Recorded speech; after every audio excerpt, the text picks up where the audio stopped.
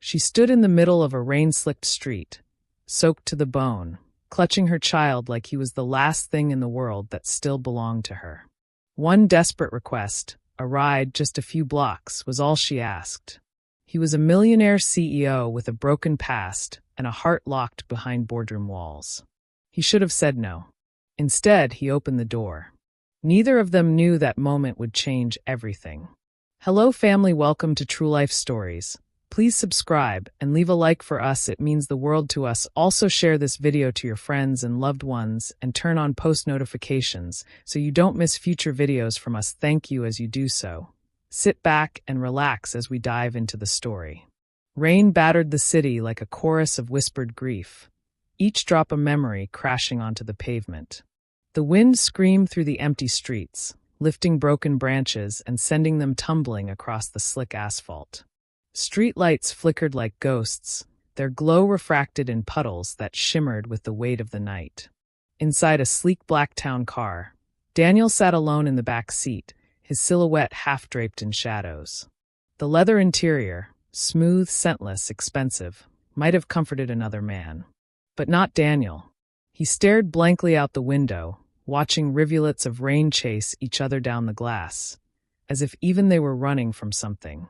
His phone buzzed once on the seat beside him, screen lighting up with a name he couldn't bear to see. He didn't look. He didn't need to.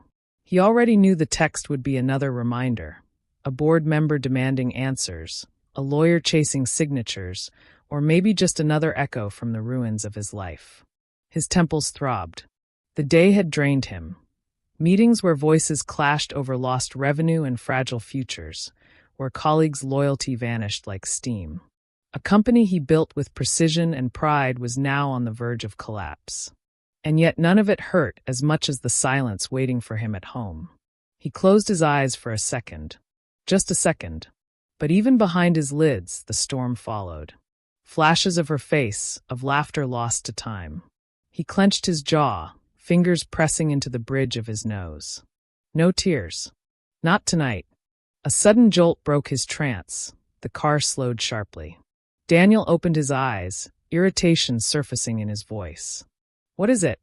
The driver leaned forward, squinting through the streaked windshield. There's someone in the road, he said, pointing. Daniel leaned forward, brows furrowed. In the blur of the rain, a figure materialized, fragile, almost spectral. A woman stood in the middle of the street, soaked to the bone, her clothes clinging to her as if trying to keep her from disappearing. Clutched tightly against her chest was a small child, wrapped in a threadbare blanket that had long since given up against the storm. The woman wasn't moving. She looked straight at the car, lips parting as she tried to speak. The child in her arms shivered, its head pressed into the hollow of her neck. The driver cracked the window. "Ma'am," he said, voice cautious but firm. "You need to move. This is dangerous." Her voice broke through the rain, trembling. "Please. I just need a ride. Just a few blocks. My baby, he's cold. We don't have anywhere to go." Daniel said nothing. He watched, studied, measured. Her desperation was etched into every shiver of her frame, every syllable that quivered with fear. Her eyes flicked to his, just for a moment. There was something in them. Not just fear. Something fierce. Something maternal. Something human. The driver hesitated, then shook his head. "I'm sorry," he said quietly. "We can't help you. It's not safe." The woman's shoulders sagged. Her eyes fluttered closed for a heartbeat before she turned away, adjusting the blanket around her child and stepping back into the darkness. Then Daniel reached for the door handle. The click of the lock echoed louder than thunder. The soft metallic click of the rear door unlocking sliced clean through the rhythm of the rain, catching the woman mid-step. She froze. Her hand tightened around the child, as if she hadn't heard it right, or didn't believe she had. "Get in," Daniel said from the shadows of the back seat. His voice wasn't harsh, but it carried a gravity that turned the moment solemn. It was the voice of someone used to command, but weary of using it. The woman turned slowly, blinking through the rain. Her hair, soaked and matted to her forehead, framed a face drawn tight with disbelief and fear. "What?" she said, not moving. Daniel didn't repeat himself at first. He simply looked at her, eyes steady, unreadable. Then, gently but firmly, I said, "Get in." There was a pause. Not hesitation exactly, more like the breath between survival and surrender. She glanced at the driver, who kept his eyes trained forward, hands locked at 10, and two like the steering wheel had become an anchor in unfamiliar waters. No protest this time. Just silence. Cradling her child tighter, she opened the rear door and slid inside, careful not to drip too much onto the immaculate leather. Her movements were small, guarded, like someone trying not to take up too much space in a room they weren't sure they belonged in. The child let out a soft, pitiful whimper as she sat. She adjusted him quickly, whispering something soothing into his damp hair. Her own clothes clung to her like a second skin, shivering from more than just the cold. The driver gave a glance to the rearview mirror, raising an eyebrow toward Daniel, who didn't return it. He simply said, "Drive." The car moved again, the tires slicing through puddles like blades through silk. Inside, the cabin was tense. Silent. Rain drummed against the roof like 100 tiny fists. The car's heater hummed softly, but it wasn't enough to erase the chill. Daniel stared out the window, jaw clenched. He didn't look at her, not yet. He was still sorting the dissonance in his head. The contrast of her bare desperation and the 1,000 reasons he had to keep driving, to keep detached, to keep his world clean and contained. But he'd open the door anyway. "Thank you," she whispered after a few moments. Her voice was brittle, thin. She spoke like someone unused to gratitude being received. He gave the smallest nod without turning. "Where are you headed?" She exhaled, her breath catching somewhere between her ribs. "Just anywhere safe," she said. "I don't have a place right now." He finally looked over. The first real look. In the dim interior light, her face was clearer now. Hollow cheeks, eyes dark with exhaustion, lips pale from cold. But beneath it all, there was a fire, a stubborn light, faint but unyielding. The child in her arms had quieted, small chest rising and falling in uneven rhythm, clinging to her with the instinct of someone who knew she was the only warmth in the world. Daniel didn't say anything. He didn't need to. The storm outside was still raging, but in the cocoon of the car, something else was stirring, an unspoken shift. A silent pact between strangers colliding in the void between despair and decision. He reached forward and pressed a button on the console. "Turn up the heat," he said to the driver. Then, almost as an afterthought, "and take the long way." Outside, the storm swallowed the streets. Inside, the ride had just begun.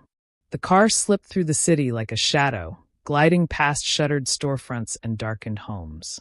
Streetlights blurred against the wet windows, bleeding gold and white into ribbons of color that passed over the faces in the back seat like flickering memories. Inside, the silence had changed. It wasn't the awkward kind that fills empty elevators or waiting rooms. It was heavier, denser. The kind of silence that comes after years of noise. Screams. Doors slamming. Things breaking. Hearts breaking. Daniel leaned back in his seat, watching the world pass by but seeing none of it. His reflection stared at him from the window, older than he remembered, more tired than he admitted. The sharp lines of his jaw, the graying stubble, the way his eyes had grown used to looking but not seeing. Next to him, the woman adjusted her grip on the child. She winced slightly, just a flicker. But Daniel noticed. He turned his head, just enough to glance at her profile. Her coat had pulled back from her wrist. The skin beneath was mottled with shadows, faint bruises, yellowing at the edges, too deliberate to be clumsy accidents. There were more along the curve of her arm, barely hidden beneath the fabric. Old pain. Recent pain. She noticed him looking. Instinctively, she pulled the coat tighter, her posture curling inward like a flame shielding itself from the wind. Her eyes didn't meet his. They stared forward, focused on nothing. Daniel didn't ask. Not yet. But something inside him stirred. Not pity. Something sharper. Angrier. The heater hummed louder now, filling the car with warmth the way dawn slowly edges out the cold. The child stirred, his head rolling onto her shoulder with a soft sigh. She held him tighter, resting her cheek against his curls. Her eyes, red-rimmed and brittle, softened for just a moment as she watched him sleep. "I wasn't going to let him hit my son," she said quietly. Daniel blinked.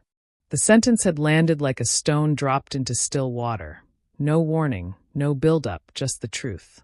She didn't look at him, still staring ahead, like she was speaking to the night outside the windshield. "He was okay hitting me. Always careful, though. No broken bones. Nothing that would make a nurse ask questions." Her voice was too even, too practiced. "But when he started grabbing my boy, just his arm, not hard at first, but I knew it was coming." The car's interior felt smaller now. Closer. "I left while he was at work. Took a grocery bag and the diaper bag. That's all I could carry." She gave a short, humorless laugh.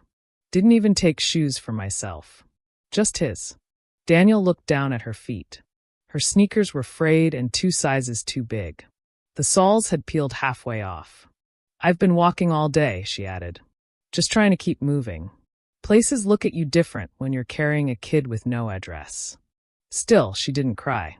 There was a steel in her voice, not polished, not proud. Just real. Daniel nodded, barely. Then looked away again. He didn't speak about his own past. Not tonight. But the bruises she wore on her skin mirrored the ones he carried in silence. Losses that hadn't left marks, but had never healed. The car slowed at a red light. The windshield wipers paused for a breath. Outside, the world was still drenched and waiting. Inside, the air was warmer. And something unspoken passed between them. Not understanding, not yet, but recognition. Of pain. Of defiance. Of the way people learn to live with ghosts. The light turned green. They kept driving. The car coasted to a gentle stop in front of a corner diner. An old place with fogged-up windows and a neon sign that buzzed like it was too tired to keep pretending it still belonged in the city. The red glow from the word "open" spilled onto the rain-slick sidewalk, casting the entrance in an eerie, inviting glow. Daniel didn't say anything at first. He simply opened the door and stepped out, the rain having slowed to a steady whisper. The woman hesitated, her arms wrapped tightly around her child, her soaked sleeves clinging to them both like a second skin. "You hungry?" Daniel asked, already halfway to the door. She blinked at him, unsure if it was a real offer or some kind of test. Her stomach, long since empty, twisted sharply in response. The child stirred against her, tiny fists curling and uncurling like he was dreaming of warmth. She got out.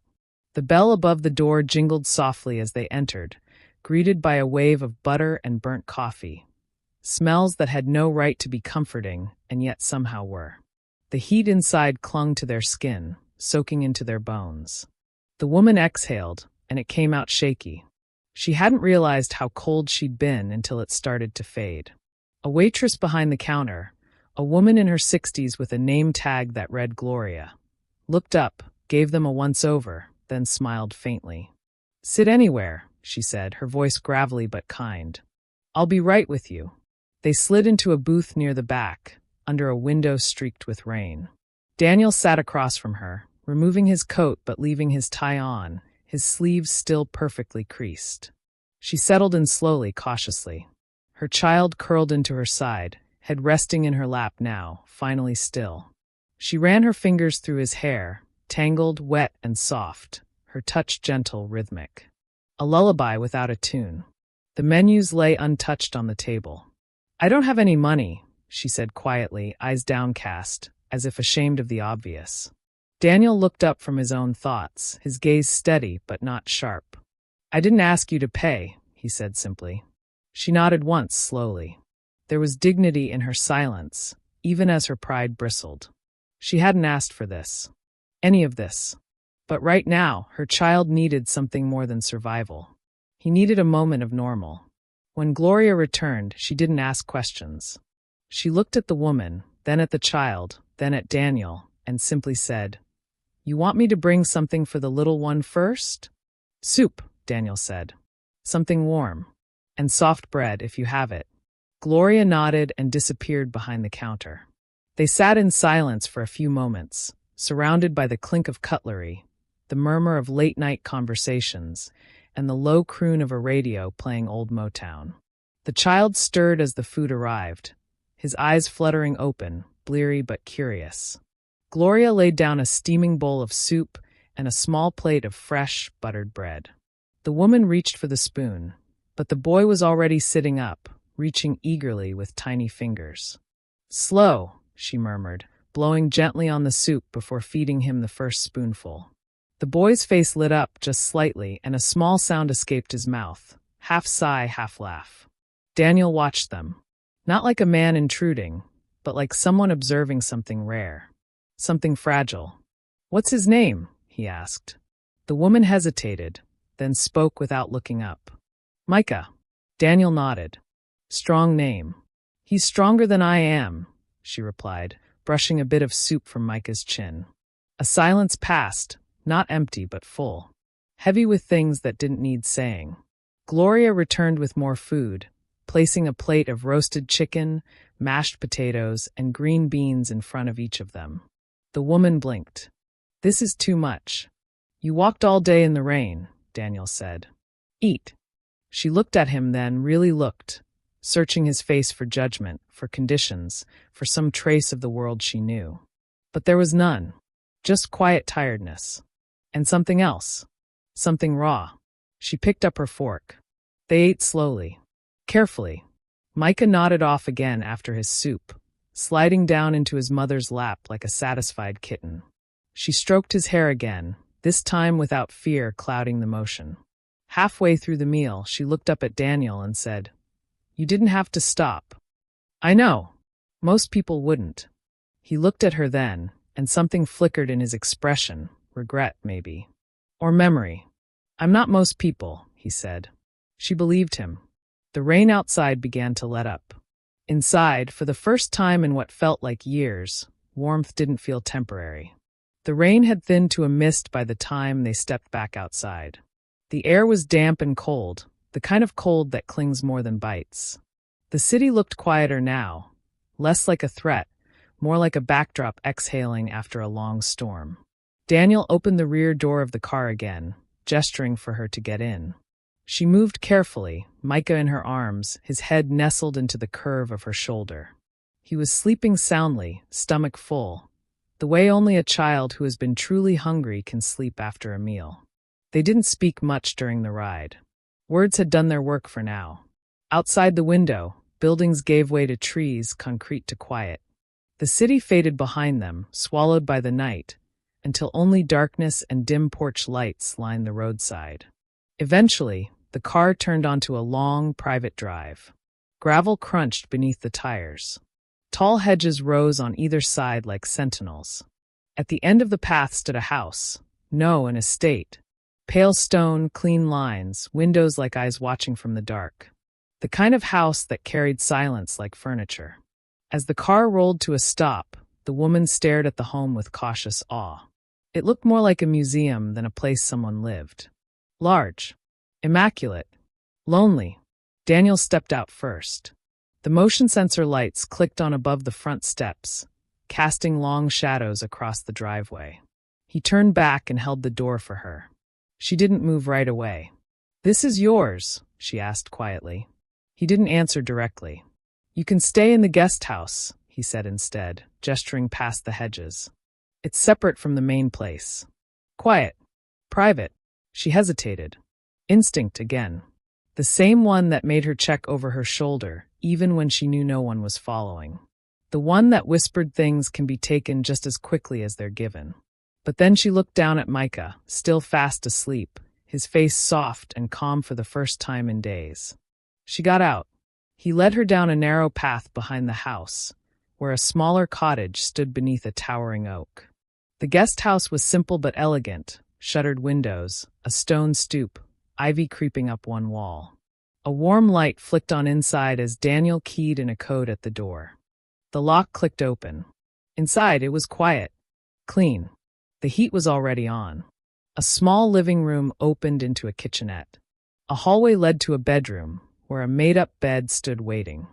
"I'll get you some towels," Daniel said. "There's food in the fridge. Clothes in the closet. Maybe not your size, but they'll do until morning. She stepped slowly into the room, her eyes scanning every corner. Not out of suspicion, out of disbelief. The wallpaper was soft gray. A framed photograph of a sailboat hung above the mantel. Nothing flashy. Just safe. She laid Micah gently on the bed, pulling the blanket over him. He didn't stir. Daniel returned with a stack of folded towels and placed them on a chair by the door. "You can stay here tonight," he said. "As long as you need, we'll figure it out." She looked at him then, really looked. The kind of look that has no language. Not gratitude. Not trust. Something more cautious. More vulnerable. He didn't flinch. "There's a camera by the front gate," he added, almost as an afterthought. "Just so you know, no one gets in unless I let them." She nodded slowly. That mattered more than he probably realized. Daniel turned to leave, but paused at the door. "I'll come by in the morning. Bring breakfast." She didn't respond right away. She was staring at the picture on the wall now. The sailboat quiet on the water, untouched by wind or storm. "Why are you doing this?" she asked. He exhaled, hand resting on the doorframe. "Because I know what it's like to lose something and not know where to go." Then he left. The door clicked shut behind him. She stood there a long moment in the silence, the walls holding a kind of stillness she hadn't felt in years. No footsteps. No yelling. No glass breaking in the next room. Just the hum of the heater. The soft breathing of her child. She peeled off her soaked clothes and wrapped herself in one of the towels. In the bathroom mirror, she studied her reflection. The bruises, the hollow eyes, the sharpness of her collarbones. She looked like a woman who'd forgotten how to rest. Back in the bedroom, she lay beside Micah, one arm draped across his back like a shield, eyes fixed on the ceiling. She didn't sleep right away. But for the first time in a long time, she didn't stay awake out of fear. Morning arrived softly. It wasn't the kind of sunrise that poured gold over the horizon. It came gently, almost apologetically, muted light slipping between the blinds of the guest house, like it knew not to come too loud. The storm had passed, but the world outside was still wet, dew clinging to every leaf, the soil still breathing in yesterday's rain. She awoke before Micah did. For a long time, she didn't move. Her body ached, not from sleep, but from remembering how it felt to rest. Muscles long trained to stay tense were now unraveling, slowly, reluctantly. Her eyes traced the ceiling, the stillness around her unsettling in its gentleness. She rose quietly and padded into the kitchen, pulling one of the oversized sweatshirts from the closet over her frame. It hung off her shoulders like borrowed armor, soft and unfamiliar. There was coffee already brewing. She paused. That hadn't been there last night. The front door had been locked. She was sure of it. Still, there it was, coffee in the pot, 2 fresh mugs on the counter, and a bag of groceries neatly placed on the kitchen table. Fruit, cereal, eggs, milk, even a small toy dinosaur perched beside a box of juice. She stared at it like it was a trap, like she might touch it and it would vanish. Then, slowly, she reached out and picked up the mug. Across the garden, the main house sat quiet and still, shrouded by tall trees and old silence. Its windows were shut, its walls tall and clean. From the outside, it looked like it had been untouched by grief. But grief isn't always loud. Daniel stood by the upstairs window, shirt sleeves rolled to the elbows, a glass of water in his hand, untouched. He watched the guest house without watching her, not wanting to impose. Not yet. The coffee delivery had been early, a quiet offering. He hadn't expected her to see him. And she didn't. But he saw her. And in her tentative movements, cautious, alert, protective, he saw something he recognized. Lost Leaves' fingerprints. They were all over his life. He hadn't been back in that guest house since Claire died. Claire. His wife. His partner in everything that once mattered. The woman with fire in her laugh and a plan for every room of this too-big house. The guest house had been her idea. For visitors, she'd said. Or maybe your mother, if she ever decides to forgive you. He'd laughed. She always found ways to bring light into things he would have left in shadow. But after the accident, He couldn't bring himself to unlock that door again. The guest house became a mausoleum of intentions. Until last night. Downstairs, the grandfather clock struck 8. Daniel blinked and stepped away from the window. By mid-morning, he crossed the lawn with a tray of breakfast, scrambled eggs, toast, orange slices, and more coffee. It felt strange, this ritual. Intimate in a way that made him ache. She opened the door before he knocked. She was dressed now, hair pulled back, eyes still cautious but no longer guarded. Micah stood behind her, clutching the toy dinosaur from the counter. "You made coffee," she said. "You looked like someone who needed it," Daniel replied. She let him in. No ceremony. Just a quiet gesture, as if something had shifted overnight. Not trust, but something close enough. He set the tray on the table. Micah climbed into the chair without prompting, attacking the toast like it owed him something. Daniel looked around the space. "You slept." She nodded. "More than I meant to." He didn't press further. She sat across from him, her hands cupped around the mug. For a long moment, neither of them spoke. Just the clink of a spoon against ceramic, the soft murmur of a child's chewing. "I used to think," she said finally, "that the worst part of leaving was the fear. But it's not. It's realizing you stayed that long." Daniel didn't look at her. He looked at the mug in his hands. Then, quietly, "I stayed too long, too." She blinked, expecting a different kind of story. One about leaving a bad job, maybe, or selling a company at the wrong time. "What do you mean?" He met her gaze. His voice was measured, but it cracked at the edges. "She was everything. Claire. My wife. We fought sometimes over stupid things, paint colors, pillows, whether the dog should be allowed on the bed. But there was no storm in our house. Just life. Real loud, alive." He paused, eyes narrowing slightly, as if replaying the final scene behind his lids. "She called me that morning. I didn't answer. Too many meetings, too many people needing too many things. I thought I'd call her back in an hour. I never got the chance." The silence between them was now something sacred. "She was driving to the store," he continued. "Someone ran a red light. That was it." The woman looked down at her hands, knuckles white against the mug. "I'm sorry," she said. He nodded. "Not a thank you. Just acknowledgement. I kept working after she died," he said. "Tried to fix the company like I couldn't fix the rest. This house got quieter. Bigger. And the guest house. I couldn't even look at it." She was quiet for a moment. Then, "Why now?" He looked at her. Really looked. "Because last night someone needed it." Micah giggled suddenly, crumbs on his lips, the dinosaur perched beside his plate like a breakfast companion. The woman smiled, just for a heartbeat, but it was real. Unrehearsed. Like something thawing. Daniel rose slowly, clearing his plate. "I'll be back later. There's a garden behind the guest house, if he wants to run around." She nodded, standing too. "Thank you. For all of this." He hesitated at the door. "You don't owe me anything. You're safe here. That's all." Then he stepped out into the sunlight. She watched him go, the door still ajar. And for the first time in years, the silence that followed wasn't terrifying. It was peaceful.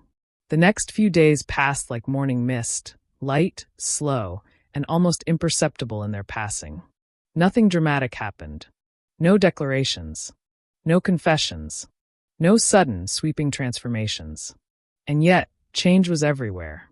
In the small garden behind the guest house, Micah discovered the soft joy of grass beneath his feet. He ran circles around the old oak tree, chasing butterflies with a plastic spoon, laughing like his lungs had never been asked to hold fear.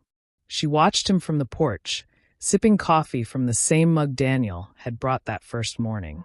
It had become a quiet ritual now. Every sunrise, the tray appeared just before she woke, always with something thoughtful. A warm croissant, a note scribbled with directions to a local park, a book of bedtime stories tucked beside the toast. He never stayed long. Daniel would knock, 3 sharp taps, place the tray on the porch, nod if she was already awake, and disappear before the coffee had cooled. She didn't know if it was respect or hesitation. Maybe both. She didn't press. But every evening after Micah was asleep, She'd sit out back and look toward the main house. Lights would flicker on in different rooms. Sometimes music floated softly from open windows. Ella Fitzgerald, or Bill Withers, or once a mournful piano that made her eyes burn for reasons she didn't understand. And every so often, she'd see Daniel at the upstairs window, standing like a shadow behind glass. Neither of them waved. But somehow it didn't feel like distance. It felt like something waiting. One afternoon, as Micah napped and sunlight filtered through the lace curtains, there was a knock. Not Daniel's usual 3, but a single, hesitant knock. She opened the door to find him there, holding 2 plates and a bottle of lemonade. "I thought you might be sick of toast," he said. "I grilled something. Hope you're not vegetarian." "I was," she said, and then paused. "Until I stopped being picky." He smiled. She stepped aside and let him in. They ate at the small wooden table, knees nearly brushing, surrounded by quiet that didn't need filling. The food was good, simple, honest. Chicken, vegetables, lemon rice. She cleaned her plate. He did too. Afterward, they sat in the garden. Micah still slept inside. The sun was low, painting everything in gold. "I used to imagine this," she said suddenly, not looking at him.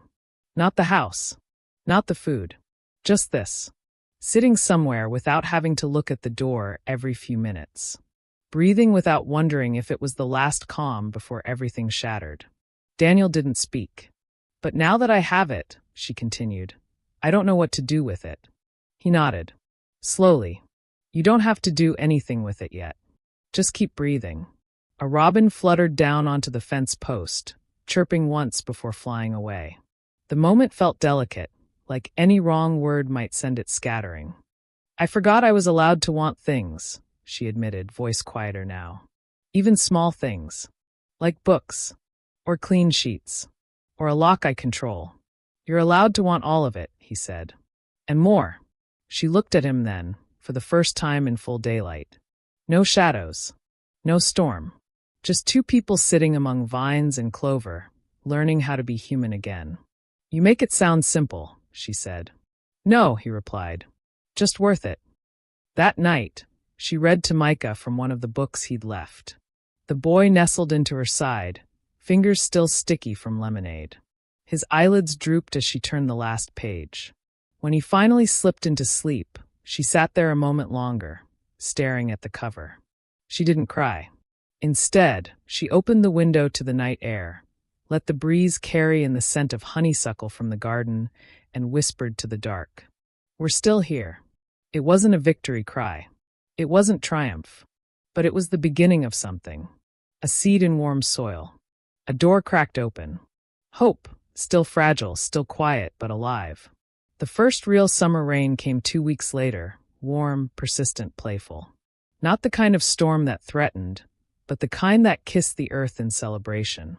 The kind children danced in. The kind that softened wounds still mending beneath the skin. Micah was in the garden again, now barefoot and fearless, shrieking with laughter as he chased droplets. His curls clung to his forehead, soaked through, and the toy dinosaur had become a makeshift boat in the puddle by the tree roots. From the kitchen window, she watched with a dish towel in her hand, smiling. It wasn't the weary smile of someone trying to stay strong. It was light, unforced, a memory of the woman she used to be, waking back up inside her. Behind her, a soft knock. She turned to find Daniel standing in the doorway, holding a folder and 2 cups of coffee. He was dressed down, no tie, sleeves rolled, a faint spatter of rain on his collar. "I didn't bring breakfast," he said, "but I brought something else." She raised an eyebrow and gestured to the table. "That folder better have pancakes in it." He laughed, an easy, open laugh that made him look younger for a moment. He handed her a cup, then laid the folder on the table between them. She opened it slowly. Inside was a single-page offer letter. A job. Office assistant, part-time to start. Flexible hours. Health benefits. Childcare stipend. Her name already typed at the top. She stared at it. "I know you're not ready to go back to everything," Daniel said quietly. "But maybe just something. Your pace. Your choice." Her hands didn't shake. "Not this time. I haven't worked since. You're ready, he said before she could finish. She looked at him. His certainty wasn't pushy. It was calm. It was belief. Outside, Micah squealed and threw his arms wide to the sky. She smiled. I'll think about it. He nodded. That's all I ask.